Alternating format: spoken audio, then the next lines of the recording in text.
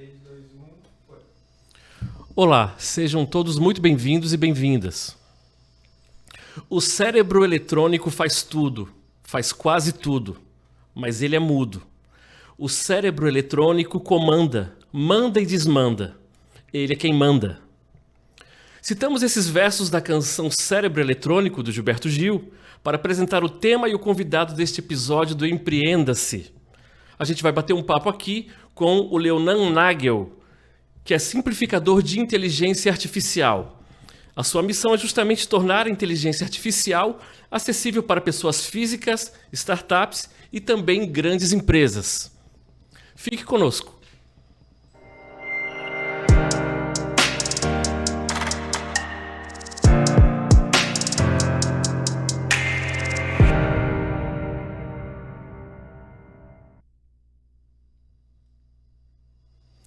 Muito obrigado por estar conosco, Leonan.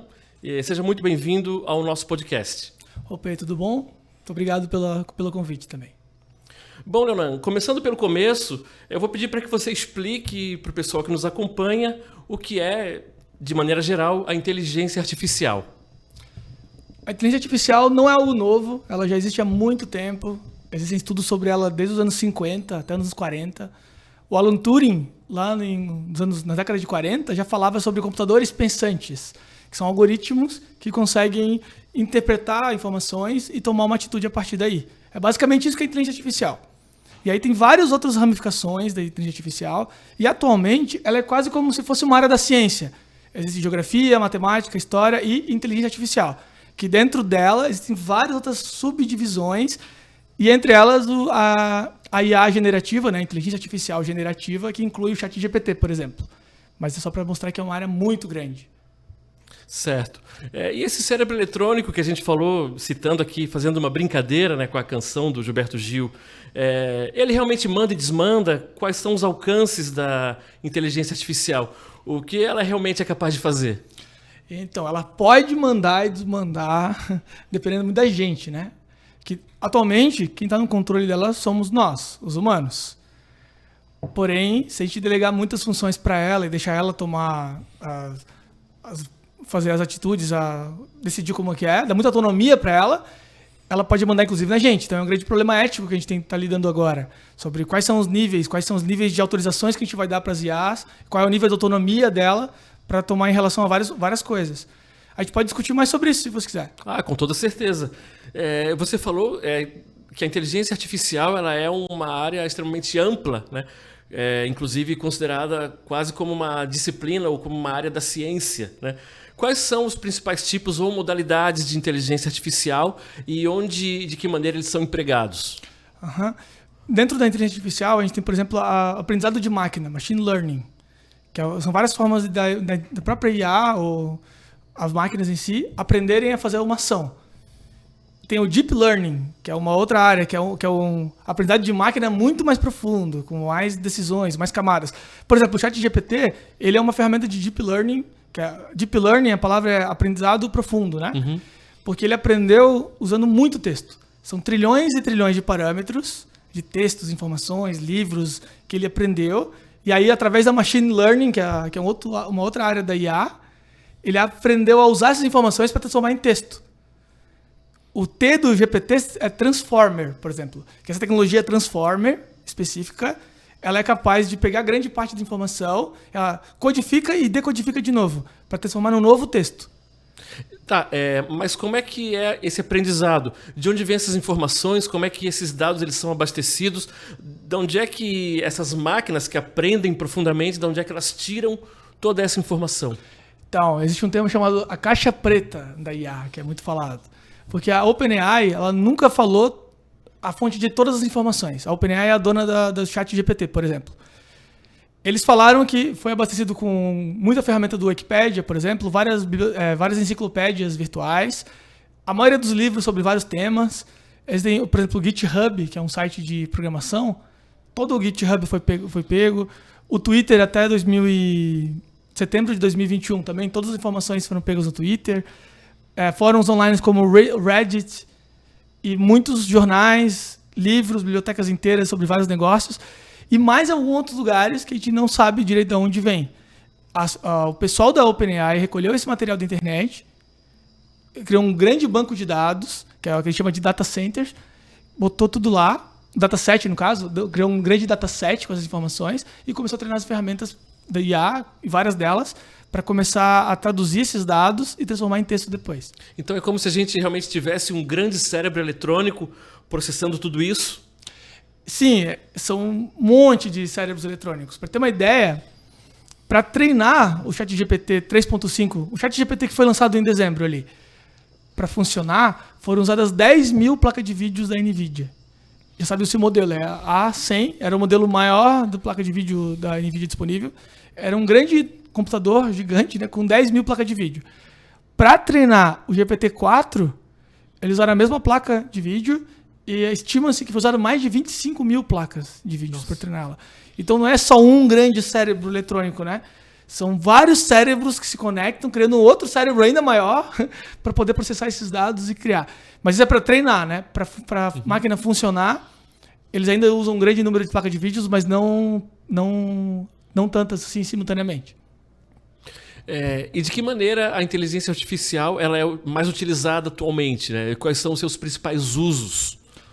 Isso é legal essa pergunta, porque a IA ela está sendo usada há muito tempo e a gente usa ela na nossa vida o tempo inteiro. Por exemplo, no Waze, o Waze tem uma ferramenta de IA que calcula o caminho. O Netflix, os algoritmos, o Facebook e o Google Maps, várias ferramentas, a Amazon já usa há muito tempo. Então a gente usa a IA como consumidor, né, como um produto final, já há muito tempo. O que aconteceu agora, a partir de dezembro, foi que a IA ficou democrática. As pessoas todas puderam acessar. Nós todos. Então, eu posso acessar a mesma tecnologia, ou pelo menos em algumas áreas, que a Microsoft está usando para algumas coisas. Ou para a maior empresa do país está usando. Então a IA ficou democrática agora. Todo mundo pode usar e pode usar isso em outras áreas. Então a IA generativa, que é essa revolução de fato, que é uma das áreas da IA, né? não é todo o contexto, a IA generativa agora está acessada para todo mundo e a gente pode usar ela no nosso dia a dia para otimizar o trabalho. Mas a forma que é usada atualmente é mais em algoritmos de grandes empresas, até o momento, né? E esse ano 2023 está marcado na história como um ano revolucionário mesmo, onde as pessoas começaram a aderir esse uso massivamente, a pessoas físicas, nós, comuns, estamos usando as tecnologias mais incríveis já inventadas. Isso vai desde trabalhos escolares até manipulação de fotografias, enfim, criação de composições musicais, alterações de voz, compreende tudo isso. Criação de contrato, agora a criação de vídeo está sendo bastante feita, deepfake. Também deepfake é algo que era bem difícil de fazer, exigia um grande computador e muitos dados para treino. Que deepfake é botar, por exemplo, uma pessoa falando algo que ela não está falando, né? Mudar essas coisas. Isso tudo era muito difícil de fazer antes. Exigia um grande computador e bastante treino, muita expertise técnica para conseguir fazer.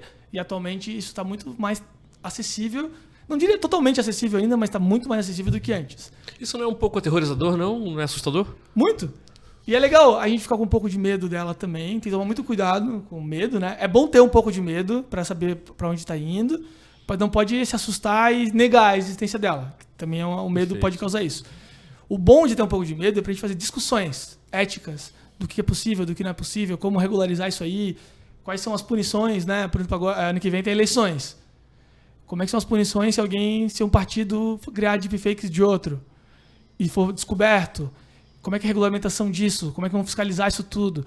Então, é bom ter um pouco de medo para a gente aprender a dialogar sobre e regularizar algumas dessas áreas que são muito importantes também, porque por serem muito novas, é um problema novo, a gente tem que descobrir agora como fazer. E isso mexe também com a questão da autoria, né? Do plágio, enfim, tudo isso vai...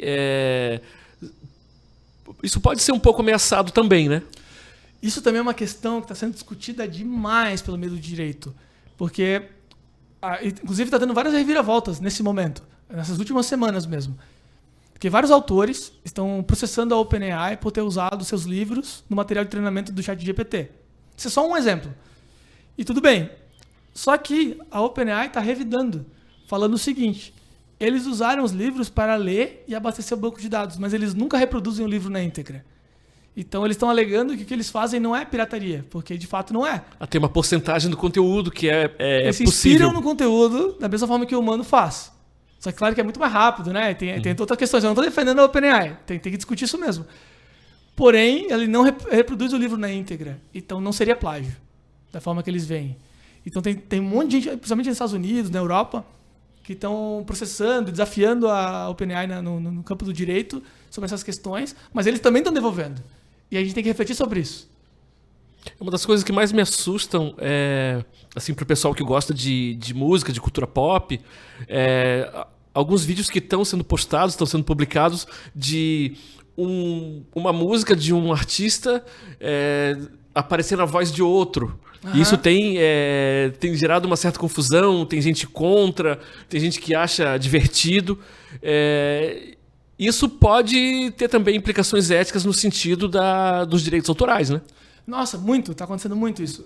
Saiu recentemente, até alguns meses atrás, uma música do Drake, que começou a bombar no Spotify, bateu todos os recordes, estava em todas as playlists, mas não era oficial, não era dele.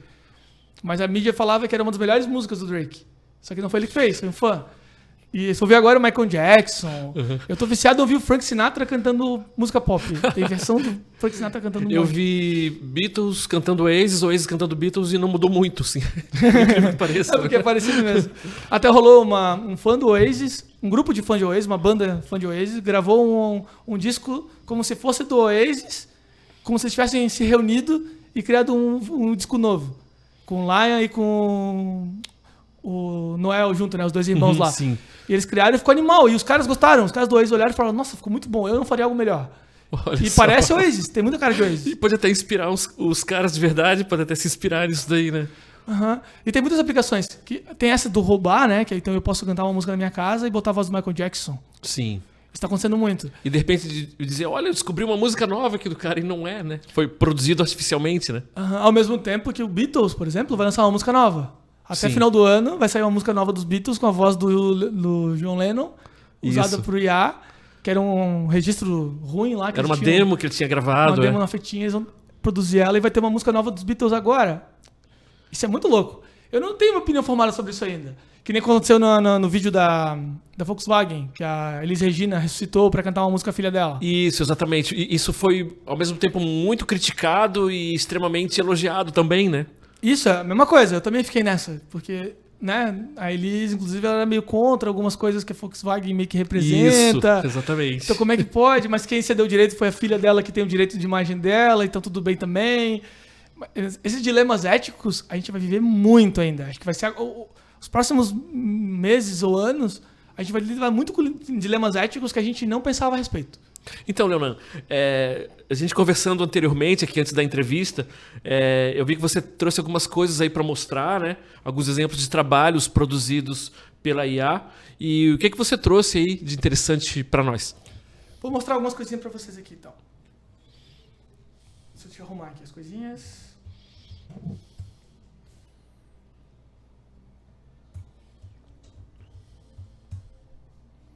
Uma coisa legal para mostrar, primeiro é a evolução das ferramentas que geram imagens. Uhum. Vou começar a mostrar aqui para você. Vocês podem ver. Esse aqui, ó, é o Midjourney. O Midjourney é uma das principais ferramentas de imagens atuais, que é mais usado. Ele é muito bom. Uhum. Há um pouco mais de um ano atrás, se tu digitasse um prompt... Prompt são as mensagens, o comando que você manda. Sim. Homem e mulher, um casal, olhos eletrizantes, luz suave.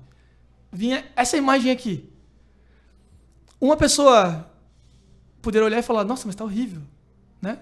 Não tem nada aqui. Mas uma pessoa otimista podia pensar, caraca, olha só, ele acertou um olho. Acertou um olho, tem algo que lembra uma cabeça. Isso pode ser algo promissor. Uhum. Tem progresso aí. Alguns meses depois, lançaram a versão 2 do Midjourney. E aí, no mesmo prompt, gerava uma imagem parecida com essa. De novo, ainda não é bom, né? As pessoas estão meio deformes. Uhum. Porém, ó, tem uma cabeça definida, orelhas, os olhos aqui. A nitidez melhorou, né? A nitidez melhorou, a luz suave apareceu, ele começou a acertar alguns detalhes. A ferramenta continua sendo treinada, alguns meses depois, é isso. Ainda errava às vezes, porém, a taxa de acerto está muito melhor. Nessa época aqui, os investimentos começaram a muito aumentar. E o otimismo também. E aí, seguindo, agora eu vou acelerar um pouquinho. Alguns meses depois, versão 4, olha como está super mais nítido. O mesmo prompt, no mesmo programa, com diferença de meses. Atualmente, está próximo daqui, nós estamos na versão 5, está nessa versão aqui com um pouco mais de nitidez, e ele está mais eclético também, dá para fazer muito mais coisas. Nesse caso, eu estou mostrando o mesmo prompt. Mesmo prompt. Mas agora dá para fazer muito mais coisas. Esse é um exemplo muito, muito importante da evolução em um ano só. Agora imagina daqui a um outro ano que vem. Ou daqui a 5 anos. Como é que vai estar? Inclusive esse mês de setembro que a gente está gravando esse vídeo, tá para sair a nova versão do Midjourney. Que eu estou ansiosíssimo para ver qual é. Sim. Uma outra ferramenta, posso continuar? Pode. Mostrando? Eu vou mostrar um vídeo promocional do Photoshop. Uma ferramenta possível é aqui, ó. Ele gera a continuação da imagem. Tem uma imagem, aqui ele pediu, faça um lago congelado com reflexões. E ele gerou. Essa parte toda embaixo foi gerada automaticamente pelo sistema. Aqui em cima também, ele quis botar uma aurora boreal. Apareceu também. Isso é uma possibilidade que não existia há pouco tempo atrás. Isso acontecer. E eu usei essa ferramenta para, inclusive, estender capas Caramba! de disco que eu gostava, que eu gosto, no caso, né? A internet não está ajudando nesse momento. Mas, por exemplo, dá para pegar capas inteiras de disco e modificá-los. A internet não está funcionando muito bem agora. Depois eu mostro se não tiver o tempinho. Mas existem muitas possibilidades criativas agora. Claro que tem várias discussões. Por exemplo, será que isso aqui vai tirar os empregos? As pessoas não vão contratar mais designer para algumas coisas? Ou será que pode facilitar a vida, inclusive, de designers? Porque a inteligência estética é necessário, né? Saber. Sim, aí o suporte para inteligência estética, no caso, aumentaria. A pessoa tem que saber o que ela quer para botar aqui. Ela tem que descrever. Então, se ela não tiver uma habilidade estética para saber o que ela quer, para criar alguma coisa, a IA também não vai resolver isso. E tem muitas criações muito ruins, inclusive, com IA, né? Ah, é? Porque a pessoa terceiriza toda, faz que nem o cérebro eletrônico, deixa a IA mandando, e ela vai ter suas próprias escolhas, né? Muito legal, hein? Tem mais algumas coisas depois para mostrar, mas a gente pode voltar depois. Certo. A revolução dos robôs é possível? Esse é outro passo. Tem vários robôs. Tem a Boston Dynamics, que é uma empresa bem famosa por fazer alguns robôs, mas não é a única. A Tesla, não é bem a Tesla, mas criaram uma outra empresa que a Tesla investe para robôs domésticos. Eles querem vender robôs até 2027, segundo eles, por um preço relativamente acessível. É um preço de um carro. Mas é um robô, né? Se for ver a tecnologia que anda, se mexe, pega coisas. Então, a robótica é uma área que está evoluindo muito e também graças à IA. Porque a robótica depende de análise de dados, que o robô vai ter vários sensores. Tem sensores, né, para ver as coisas, porém ele tem que identificar o que é cada coisa e que ações fazer. Agora, com a IA evoluindo desse jeito, ele está conseguindo cada vez mais interpretar o ambiente que ele está e fazer coisas mais complexas. Falar em cumprir tarefa, a Alexa que a gente tem em casa é inteligência artificial? Tem gente que chama que sim, tem gente que fala que não. Por quê? Porque tem um grupo de estudiosos que defende que todo algoritmo que consegue agir com uma pequena autonomia, entendeu? Pegar uma resposta e pegar uma pergunta, um query, que eles chamam, um prompt, um comando, e responder de uma forma autônoma, mesmo que seja pequena, é uma IA, já. Mas tem gente que defende que para ser uma inteligência artificial de fato, exige um nível de autonomia maior. Que a Alexa ela tem poucas funções. Apesar de ela ser muito legal e se divertir, ela fala com a voz do Silvio Santos, ela sussurra. Mas mesmo assim ela é muito limitada ainda nas capacidades dela. Porém, a própria Apple já saiu esse mês também o relatório, eles estão investindo milhões de dólares diariamente nos treinamentos dos novos sistemas de IA deles. E o Tim Cook, que é o CEO da Apple atualmente, falou já que todos os produtos e serviços da Apple a partir de alguma data do passado vão ter IA integrado, todos eles. Todos eles. Aí nos iPhones, no MacBook, todos os produtos da Apple também tem um processador específico para trabalhar com AI, para trabalhar nativamente, né, no sistema. Então é uma loucura, vai acontecer muita coisa. A Alexa nossa vai ser muito mais inteligente logo. Nossa. Uma das perguntas que eu fiz para Alexa foi qual o sentido da vida. Certamente ela vai responder melhor daqui a alguns anos. Ela devolveu com um poema do Carlos Drummond de Andrade. Olha só. Então, saindo um pouco dessa parte da cultura, do entretenimento, De que formas você acredita que a inteligência artificial vai poder contribuir para aspectos como a saúde, a segurança, a qualidade de vida e o bem-estar da humanidade? Então, a IA generativa como é, porque ela mistura vários tipos de inteligência, né? Quando a gente fala IA generativa, ela é meio que um conjunto de outras inteligências artificiais que eram separadas, que é machine learning, deep learning, análise de dados e outras formas de trabalhar. É um conjunto para fazer muitas coisas. E aí tem as LLMs, que a gente chama que são os modelos de linguagem também, que eles são capazes de pegar dados e transmitir em linguagem humana. Então, só aí, se parasse aí no tempo, só, essas coisas não continuassem evoluindo, nós temos muitas possibilidades em todos os sentidos. Por exemplo, análise clínico para hospital, né? Em diagnóstico mesmo. Esqueci o nome, é chapa... Diagnóstico... Raio-X, essas coisas todas. A IA tem potencial muito maior do que o humano de prever pequenas mudanças, nuances e prever doenças. Já tem alguns estudos falando que para prever Alzheimer, por exemplo, tem IAs que conseguem prever com 10 anos de antecedência. Só baseado em alguns dados que a gente ignorava, ou que não dava tanta bola, ou que passava despercebido por os humanos. Então, e aí, na medicina, robôs que fazem cirurgia, por exemplo, isso é algo que vai acontecer. E provavelmente, daqui a alguns anos, ainda não é o caso, mas daqui a alguns anos, os robôs que vão fazer cirurgia no olho, por exemplo, coisas muito sensíveis, vão ser muito mais efetivos do que o humano. Porque o humano é uma máquina de carne ali, né? Ele pode estar mais nervoso, pode não ter dormido bem, pode estar cansado. Pode estar cansado de um 24 horas de plantão. O robô não, ele pode trabalhar sem parar, né? Ininterruptamente. Na área de segurança, nós temos dois vieses possíveis ali, que são bom e ruim, né? Que tem um lado bom, é que a gente pode treinar. As nossas câmeras que já existem nas cidades, por exemplo, elas podem ser ainda mais inteligentes para detectar assaltos, pessoas fora da lei, descumprimentos, antecipar algumas coisas. Tem pessoas olhando muito numa direção, pode começar a mostrar, tem um ponto de alerta ali em alguns eventos. Por exemplo, em estádio de futebol, que tem muita briga, e aí de repente todo mundo briga, aquela loucura, não dá para punir ninguém.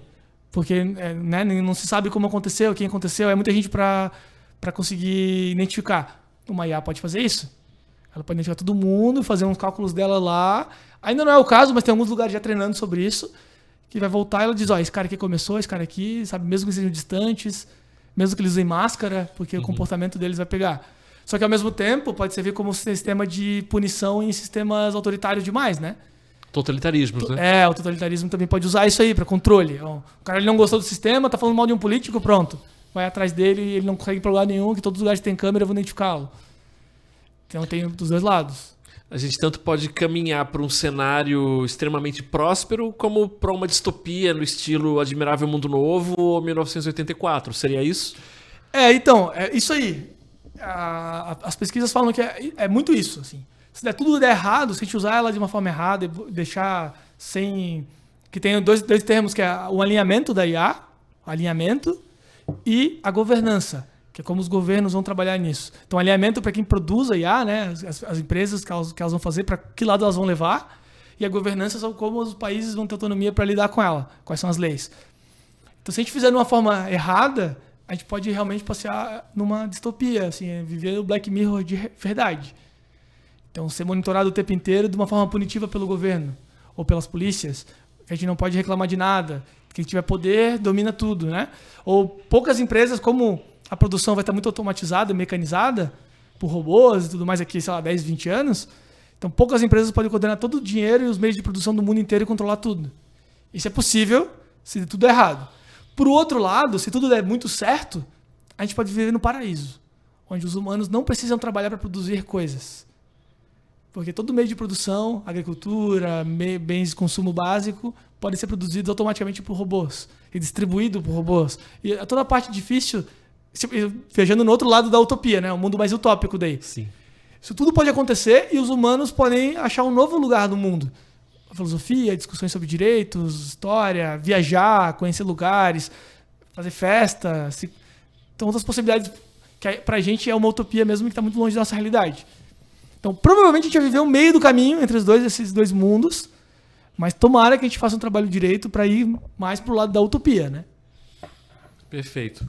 Bom, nós conversamos aqui com o simplificador de inteligência artificial, Leonan Nagel. A gente agradece o Leonan por estar conosco e agradecemos também a você que nos acompanhou neste episódio.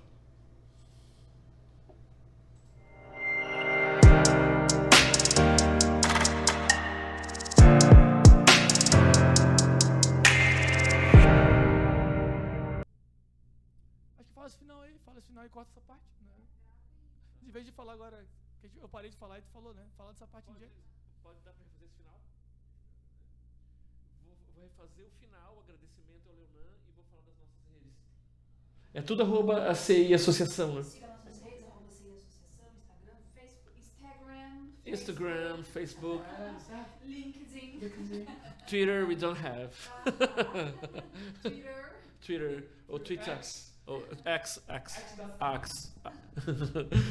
Dá pra fazer, Jailson? Pode fazer. Se quiser depois me perguntar também sobre as minhas redes. Tá. Boa. Tá legal. Me siga, compartilha. Jailson, quando puder. Pode fazer. Agradecemos aqui a participação. Perdão. De novo. Como puder. Conversamos aqui com o simplificador de inteligência artificial, Leonan Nagel. Muito obrigado, Leonan, por estar conosco. Você pode divulgar as suas redes, os seus contatos? Como é que...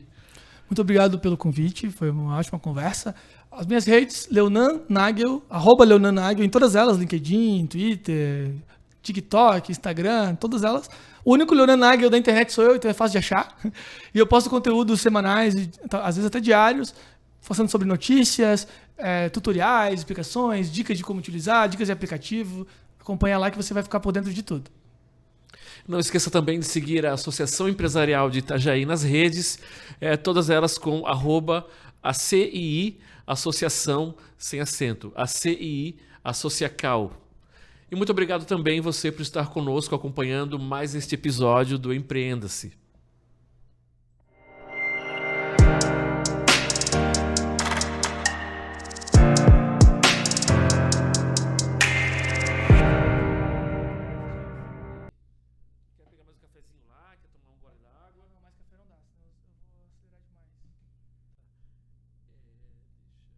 Mostrar o que eu tenho aqui, aí tu vê se faz sentido ou não. Eu tenho mais coisa para mostrar, mas eu não sabia o quanto tempo ia tomar. Não, pode mostrar. Na segunda parte, a gente vai falar um pouco mais voltado para a parte de empreendedorismo, né, como a IA